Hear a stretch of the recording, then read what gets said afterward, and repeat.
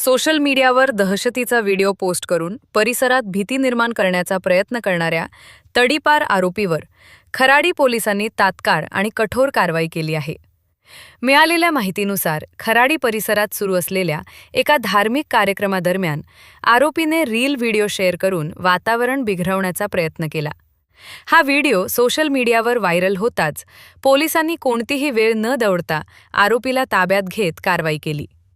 वरिष्ठ पोलीस निरीक्षक संजय चव्हाण यांच्या मार्गदर्शनाखाली पोलीस पथकाने वेगाने हालचाल करत ही कारवाई यशस्वी केली. या निर्णायक पावलामुळे परिसरात निर्माण झालेली भीती कमी झाली असून अशा प्रकारांना आळा बसणार असल्याचे चित्र आहे. स्थानिक नागरिकांनीही पोलिसांच्या या धडाकेबाज कारवाईचे स्वागत करत कौतुक व्यक्त केले आहे.